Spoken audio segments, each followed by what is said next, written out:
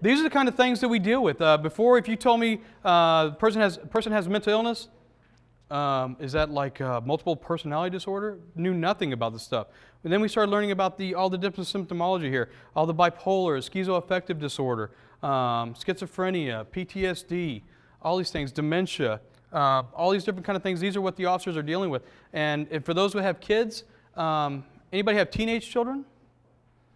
Okay, are they on social media? Shake your head yes, because if you say no, you just don't know. Okay, okay. Just say, I don't know if you say no, okay? This is something we learn. We learn as we go, we progress. The cutters, what do you know when I say cutters? Who is that? One word, who is that? Teenage who? Teenage who? Teenage girls, why are they doing it? Relieve stress. What else? Decompress, okay. Anybody else have anything else? To feel alive. Feel alive, okay. If you feel pain, because otherwise you feel empty. Okay. If you ask the average police officer, go ahead, ma'am. Some of them are doing it because other people are doing it. They're what? Some of them are doing it because other kids are doing it. Because other people do it. It's a trend, okay. All right. That's what we thought. If you told me that years ago, no, it's typical, oh, they just want attention. They're just doing it to show off in front of their friends. We've grown since there. We take things a lot more serious now, and the officers are learning too. And this all comes from a call where EMS had made the scene. They said they had a 14-year-old female, alert and oriented, but not speaking, nonverbal, and they called, can you get the mental health guys over here to save the day? Well, we've gone through the 40-hour class. We've got this. Right. Yeah, we learn every day. We know nothing. I do know that. So we show up. We start talking to them. Yeah, she's over here. She hasn't talked. She hasn't eaten. Hasn't drank anything for 2 or 3 days. Okay. How's her vitals? Well, she's okay right now. A little dehydrated. Okay. So we go in there and talk to her. We don't want to touch her. She doesn't want to talk to us. She's looking at us straight face, real flat affect, tears rolling down her face, and just looking at us. I was like, this is strange. So we go talk to the mom. What's going on, Mom? What's happened the last few days? Well, she came home. She's been cutting for the last, since she was like 7, and that's been normal. That's her. She does that all the time. And then now this is going on. Well, what happened 2 days ago when she stopped eating, stopped drinking? She happened to be in school. Now she's 14. Now she's in junior high, and she was sitting in class. One of her classmates sitting next to her said that I'm gonna go to the restroom, and she jumped up, started screaming, crying, said, "No, you can't go. You won't go," and grabbed her by the shirt, pulled the child down, and refused to let her go to the restroom. And then she told her classmate she made an outcry about when she was 8 years old, how she was sexually assaulted in the bathroom by a male classmate, and said nothing to no one, and blocked it up, put the big old ball up there, said nothing to nobody, and then she made that outcry. The teacher overheard it. So when the teacher overheard it, guess what she had to do? Report it to. So that means she had to tell the story again now twice. And then who do you think CPS called? Called us. And guess what she had to do again? So now she had to tell it 3 times. And then she had to go to this really, really exciting thing called a SANE exam, sexual assault nurse examination. So now intrusive and telling the story 4 and 5 times. So now she did this, psychotic break. But all that to say is this whole cutting thing was not attention. It wasn't because other kids were doing it. She put up such a wall inside, internalized all of everything she's dealing with for so long. The only way she felt any energy, anything alive, was when she felt pain by cutting. And so now we've learned this, and through our accidental discovery, and now we take it serious. When we hear about cutting, we take it very serious. We explain this to the officers. My daughter had a case where she's on social media, because all y'all's kids are too. Okay? I'm not a bad parent. Whatever. And so she had a friend who started taking selfies and going like this and started new cut marks on her arms. And she said, "Dad, can you go talk to her? Don't tell her I sent you. Can you go talk to her?" Of course. Went over there and started talking to her. And we acted like we know what we're doing. Get her aside. Are you okay? No, I'm fine. I'm fine. No, just, whatever. Get her aside, and who's hurting you? Nobody is. Okay, who's hurting you? And she started explaining how her uncle had been inappropriately touching her for 3 months. And we went and walked a warrant and put his butt in jail. But we took it serious, and so we take all these things serious. And this is the kind of information, why I'm telling you this is the kind of thing we're doing in San Antonio now. We're learning. We learn new things every day. And we're growing with that, and we're able to serve our people and our families a lot better now. How to best utilize this. This is basically just for the officers. This is how they get a hold of us. They actually, the city was silly enough to give me a city cell phone. And with that, I don't pay the phone bill. But one thing we did discover was people that have mental illness typically get fixated on entities. They get fixated on the city manager's office. They get fixated on law enforcement, calling 911. I need EMS. All these things are going on. So they get fixated on this. So how do we deter that? How do we justify who we are? They gave me a city cell phone. If you go on the NAMI web, everybody's familiar with NAMI? Okay, because y'all are all smart people. Okay. So if you go on the NAMI San Antonio website, you'll find my cell phone number on there. We don't keep it secret. Everybody's like, oh, here's my phone number. Don't tell nobody. We give our numbers out to everybody, and I mean everybody. If you're severely psychotic and you're sick, we want to make sure you have our number, because if you're calling me, guess what you're not doing? You're not calling 911. And typically what happens is my voicemail stays about 95 to 100% full every single day, and it's typically the same folks that call, and they're at their baseline, but when they go over a little bit over here or a little bit over here, we go do a little house visit, and we make sure that they're doing okay. We typically take a counselor with us. And the officers will do the same thing. They'll call us, fire department calls us, I was at this house, can you go by over here, can you go do this? And we communicate really well now. And that's all through them paying for a silly cell phone. We already got that. Here's a situation for you. Looking at the homeless right here, is it a problem? The homeless downtown, bless you. Is it a problem? Yeah. Okay, is it a problem? It is a big problem. Everybody's gone downtown, correct? You've seen the homeless? It's a problem. Guess what all the officers want to do? Okay, we want to walk this way. We want to walk across the streets and we don't have to deal with it. But typically what really happened now, if you're in this mainstream media right now, is that problem being addressed by Chief McManus, the city manager, city council, is a huge priority for them. So their problem, honestly, became our opportunity. That's my part. He's so handsome. Look at him. That's Jesse Trevino right there. He couldn't be here. He decided to move today. Go figure. So this problem became an opportunity for us. And what the opportunity created was us working with San Antonio Fire, ladies and gentlemen, Marty Flores, actually working with the fire department. This is an idea we had a long time ago over a bookcase saying, from going to these community, has everybody heard of the community roundtable meetings? Is that Greek to anybody? Has anybody been to one? They're awesome. No. So we go to these community roundtable meetings, and basically it's the whole community. It's APS, it's CPS, it's fire department, it's police department. It's all these community leadership of services for the community saying, I have this person, here's the problems we're having with them, here's how many times law enforcement been there, how many times have you been, fire department? We've been there 80 times. What about APS? What are y'all doing? Well, we've got them under case management. What about you? What are you doing with them? Yeah, we've gone over there, we visited with them. Okay, see you next month. All right. What just happened? We all identified a problem, but there was no vehicle to go out and do anything about it. So basically what we said was, we should partner up with the fire department and do something about that. So we created this program here. It's called Integrated Impact, Integrated Mobile Partners Action Care Team. And so what it looks like is now there's this problem, but what do we do about it? So basically what we did is we took this truck, so go get away from the community roundtable meetings, get in a car, and it's 2 mental health officers. It's a specially trained paramedic, and I'm going to let Marty tell you a little bit more about what she does. And it's typically a licensed professional counselor or one of our professional social workers, and we're looking to figure out what the problem is. There's a gap in care. And we figured out from listening to the intelligent folks talk, it's typically a 3-stream issue. Is this a mental health issue? In other words, they're not getting the care they need. They're not on the right medication. The grammage is off. They're not getting their doctor's appointments or whatever. Or is this a untreated medical issue, the reason we keep going to the same house over and over again? Or is it a homeless issue? I mean, what stream are we missing? Somewhere there's a continuity in care, there's a gap in services, and that's where we kind of came into all this. So basically the creation was community roundtable meetings. We sat with, then it was Dr. Kidd from the fire department. She's a medical director, assistant medical director, thank you. And then we had to get buy-in from the San Antonio Fire Department, San Antonio Police Department. And one thing I can tell you, the biggest struggle you have is getting to people to see a vision that you have. That is the biggest struggle. You know what needs to happen. You know the services out there. You know the city manager, the chiefs all want it. But getting the buy-in is difficult. Why do you think that is? It's a problem, but why is it hard for the powers that be to get involved and support something like that? Sorry?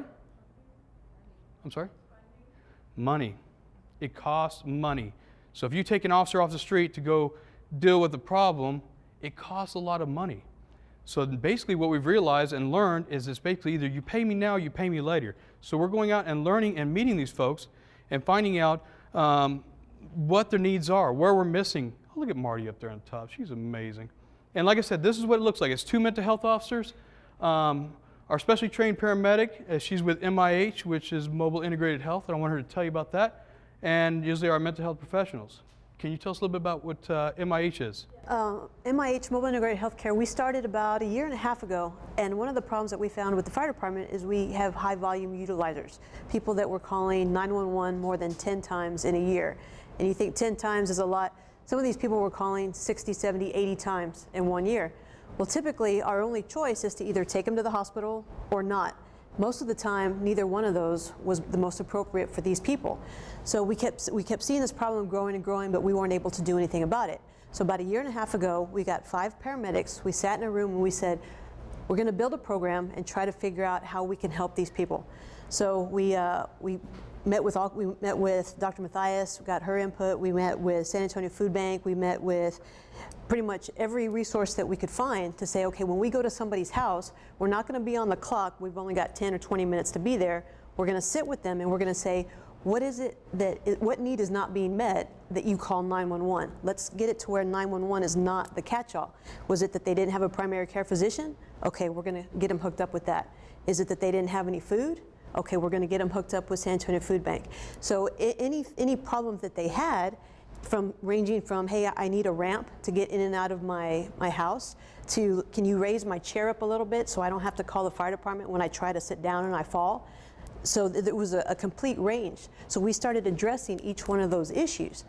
Well, from that, we started to see, well, a lot of times we didn't have control over those issues. So we would put in a call, say to APS, can you please go check on this person? Okay, well, we'll file the report and we'll pretty much get to it when we could. Okay, well, that kind of progressed to, you know what, let's go do this all at one time. So we've got PD with us if we need to ED somebody. We've got EMS with us in case they're medically compromised. We've got APS with us if that is the route. We've got animal control. The other day we made a lady who fire had made her, I think I counted 14 calls in the past year. Well, nothing had been done. So I got the address and I told Bill, and he's like, hey, let's go over there. Well, there's a mom, 47-year-old lady, 26-year-old daughter, living in a home with, I counted 25, 30 cats, covered in, the walls were covered in roaches, and they were both obviously not only medically compromised, but psychologically there were some issues there too. It was police department, EMS, we had MCOT, we had APS and ACS there within an hour.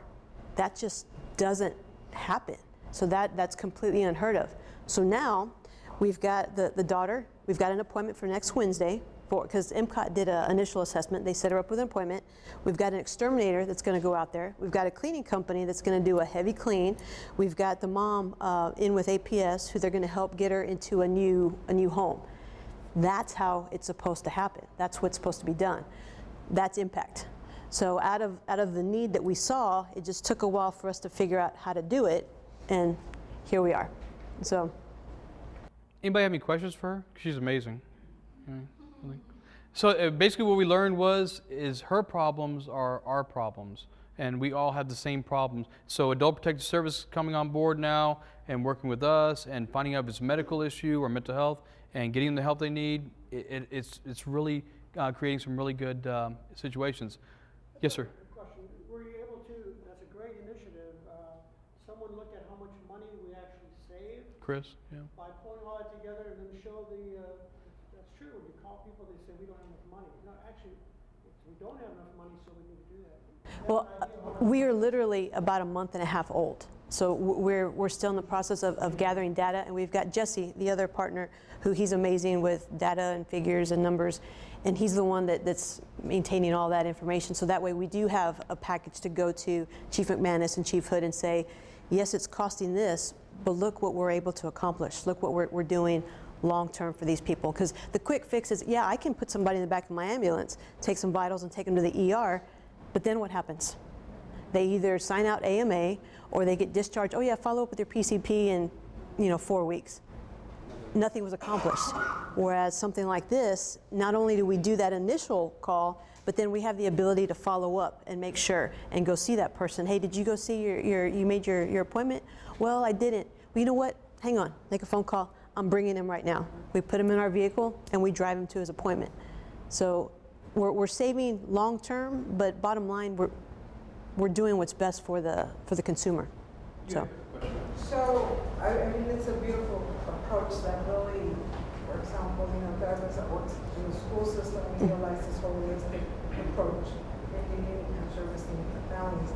My question is, how many? I mean, it's a fairly new development. So from when it started to now, how many cases have been pretty much serviced at this point, and how do you get these cases to come to the table?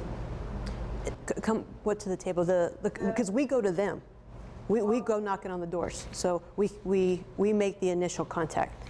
We initiate that. Is that what you're asking me? Or? So with this round table approach, how constantly do you guys meet up to assess these cases where all the partners are coming together and identifying? So you're talking about the community, How do you identify?